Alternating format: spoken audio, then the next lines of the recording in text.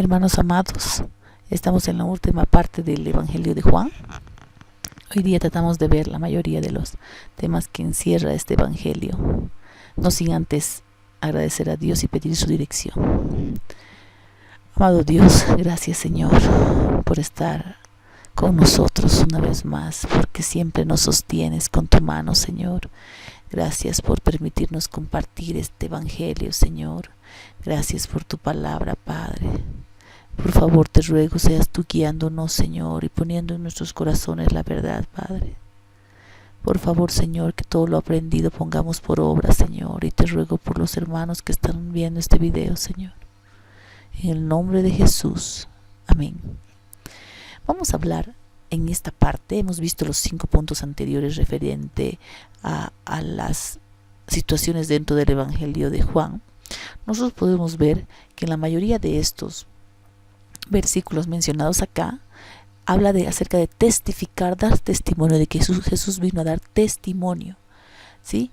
Por favor, veremos Juan 7:7. Hay todos estos versículos que ustedes pueden ir revisándolos de a poco. En Juan 7:7, por ejemplo, indica: no puede el mundo aborreceros a vosotros más que lo que me aborrece a mí, porque yo testifico de él que sus obras son malas. Justamente el Señor nos está dando que Él, siendo la verdad, ha mostrado que estaba mal en el mundo. Entonces el Señor se ha visto como testigo, que da testimonio de, en varios de los versículos que tiene el libro de Juan. Por ejemplo, Juan 1:7, 8, 15, 19, 32 y 34. Veremos el capítulo 1, el versículo 7 indica: este vino por testimonio, para que diese testimonio de la luz, a fin de que todos creyeran en él, que habla de Jesús justamente, ¿no? Para que diera testimonio. En el verso 8 indica: no era él la luz, sino para que diese testimonio de la luz.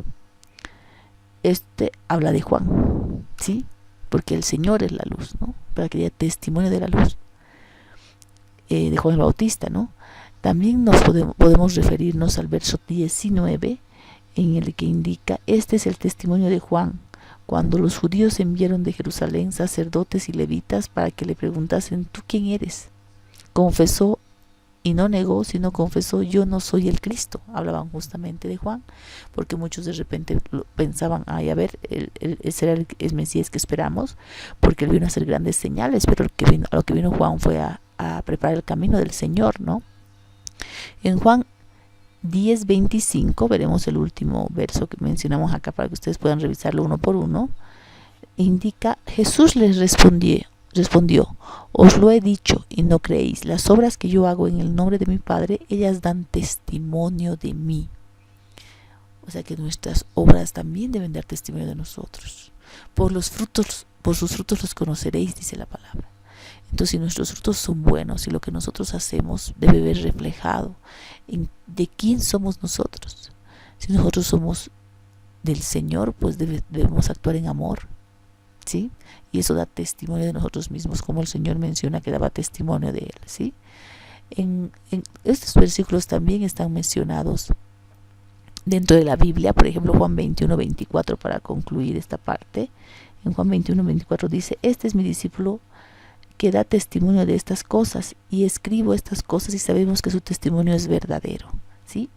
Entonces, justamente si vemos desde el 23, dice: este dicho se extiende entonces entre los hermanos, que aquel discípulo no morirá. Pero Jesús no le dijo que no moriría, sino: si quiero que él quede hasta que yo venga. Que a ti, justamente el Señor estaba hablando de lo que se iba a glorificar. Volviéndose Pedro, estaba hablando justamente con Pedro en esta etapa, y dice 47 veces en 35 versos dentro del capítulo 5, que pone como ejemplo de testimonio. Entonces es importante que veamos y refiramos qué es testimonio, que da testimonio de las obras reflejan. Cuando hemos conocido a Dios a través de Jesús, Él daba testimonio también de cómo Él era Dios. Y las señales de Jesús, que hemos repetido más de una vez, pero es importante que nosotros lo aprendamos de memoria, porque refleja a los milagros, las señales que ha hecho Jesús, que no han sido todas.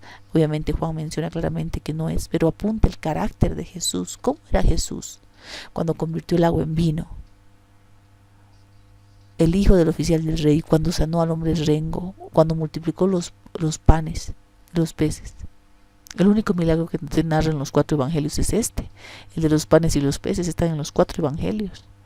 En el capítulo 6, versículo 14, podemos nosotros analizar claramente en todo el capítulo 6 este milagro. Jesús camina sobre el agua, está en el capítulo 6, cuando sana al hombre ciego, y la increíble resurrección de Lázaro, que ya él estando prácticamente en descomposición es el llamado a la vida. Por supuesto, también podemos ver la resurrección y otras apariciones dentro del capítulo 20, ¿no? Y las señales del cuerpo resucitado como templo, que era el Señor Jesús, el templo que lo restauró el tercer día y que hacía mención a él mismo. Señales no específicas de la gente en la Pascua, que se ve mucho aquí en Juan también. Y tenemos otras señales dentro de lo que es Juan en el capítulo 3:2, que quiero que lo leamos juntos, el capítulo 3:2, que dice, el versículo 2 dice: este vino a Jesús de noche y le dijo: Rabí, sabemos que has venido de Dios como maestro, porque nadie puede hacer estas señales que tú haces si no está Dios con él. Justamente esto hablaba de Nicodemo, ¿no? Había muchas personas que veían las señales de Jesús y creían que Dios estaba con él, que estaba haciendo todos esos milagros porque él era un hombre especial. Y muchos no, los fariseos, los saduceos, los escribas, que justamente le hacían la guerra. Sin embargo, podemos nosotros hacer notar en estos versículos las señales que ha ido haciendo Jesús en su ministerio en la tierra.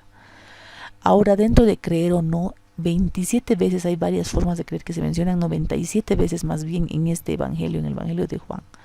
En Juan, en el capítulo 1, el verso 12 y el verso 50, nosotros vamos a ver el verso 12, dice: más a todos los que le recibieron, a los que creen en su nombre, les dio potestad de ser hechos hijos de Dios.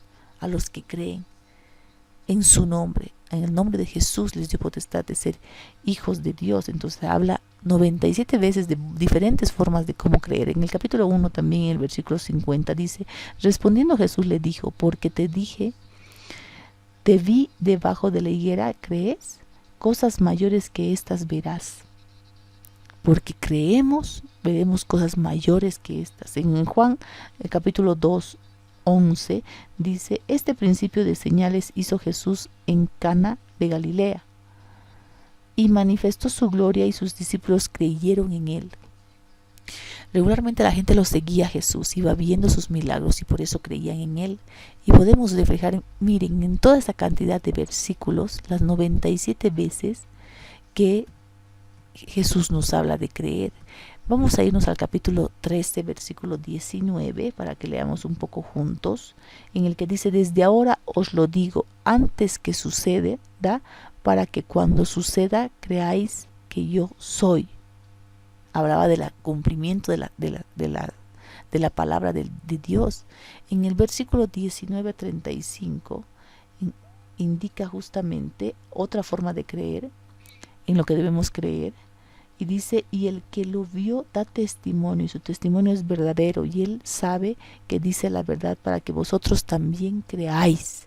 Entonces refleja muchísimas veces de cómo debemos de creer en el Señor, de quién era Él y que debemos creerle a Él.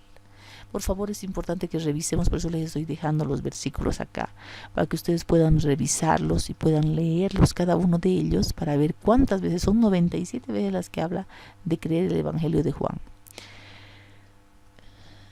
Vamos a ver en Juan 13:23, que refleja al discípulo amado, y justamente habla de cuando van juntos, ¿no? En la última cena en la que el Señor ha estado compartiendo con sus discípulos antes de su crucifixión. Él era el discípulo amado. También estuvo presente en la cruz, delante de Jesús, en el momento de su muerte, cuando le dice a su madre: ahí tu hijo, y aquí tu madre. En el capítulo 19:26 justamente menciona y dice: cuando vio Jesús a su madre y al discípulo a quien él amaba, que estaba presente, dijo a su madre: mujer, he ahí tu hijo. ¿Sí? Estaba ahí en todo momento. Los 3 amigos íntimos de Jesús eran Pedro, Santiago y Juan, que reflejan la mayoría de los evangelios, en Mateo, en Marcos, en Lucas y en el mismo Juan, ¿no? En el apóstol amado debió haber sido uno de estos tres que estaban más cercanos, que siempre cuando iba a orar les decía que lo acompañen, etcétera, ¿no? No hay en ninguna referencia, obviamente, que en ningún otro evangelio, excepto en el de Juan, sí, acerca del discípulo amado como tal, ¿no? El discípulo que Jesús amaba, justamente en el capítulo 21, 7, también refiere, por lo que no hace referencia a que sea otro, sino sea solamente Juan, ¿no? Es probable que referente al discípulo amado sea el Juan, ¿no? Eso era lo que queríamos hacer referencia con esto. Y la relación en la que Jesús tenía con los fariseos de aquella época era especial, porque los fariseos siempre andaban buscando a Jesús lo malo, ¿no? Se ofendían de todo, porque sanaba en sábado, porque no guardaba el día de reposo, porque se llamaba Dios a sí mismo, que Dios era su padre, que él era hijo de Dios, o que él mismo era Dios. Entonces esto era lo que para ellos estaba en contra total de la ley de Moisés, ¿no? Que él era el pan del cielo, que él alimentaba, que no solamente de pan vivir el hombre. Entonces ellos lo odiaban a Jesús, porque querían era matarlo prácticamente. También él los descubría con sus obras malvadas, como eran, no sean como los fariseos, ¿no? Que ellos estaban constantemente alardeando de lo que hacían. Entonces ese concepto del Mesías no entraba en lo que eran los fariseos, ¿no?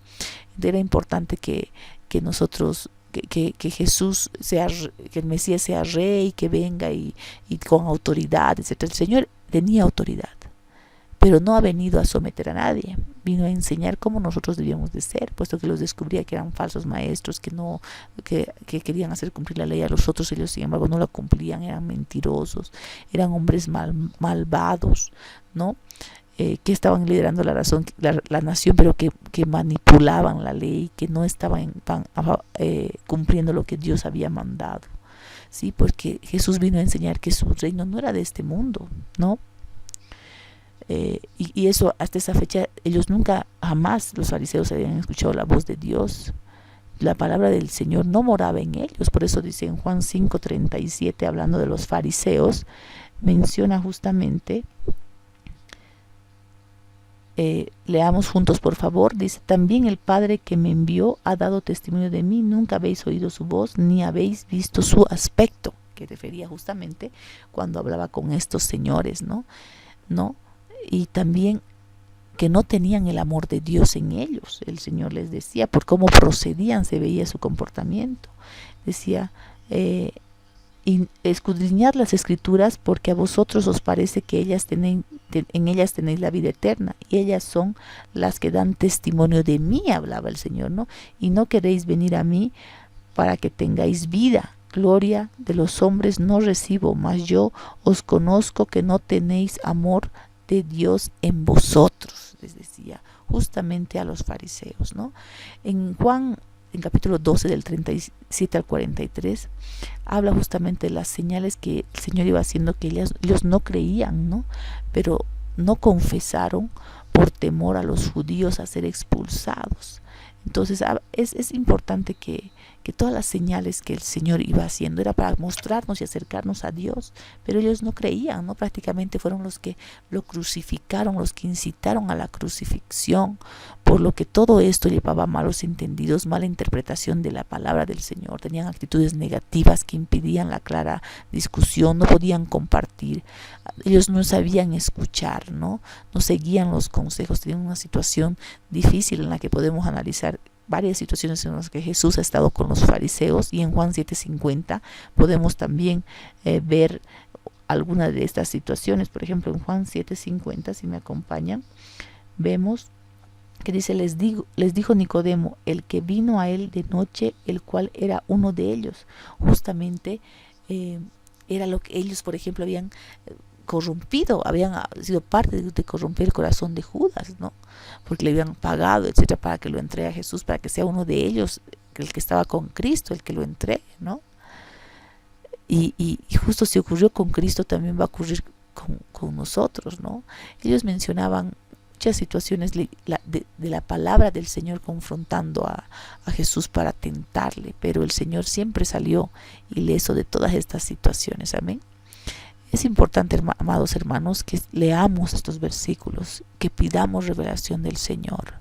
Pues ya sabemos que hay muchas situaciones en las que hemos hablado 97 veces de creer, que debemos de creer en el Señor, que Jesús ha dado testimonio, ¿no? que sus obras testificaban por Él, que Él nos ha mostrado a Dios. Este Evangelio habla claramente de eso. Amén. Que el Señor los bendiga. Hermanos, por favor, continuemos con la lectura. Hasta otra oportunidad, bendiciones. Y les dejo con este verso, ¿no? En 15:7 dice: permanecéis en mí y mis palabras permanezcan en vosotros. Pedid todo lo que queréis y os será hecho.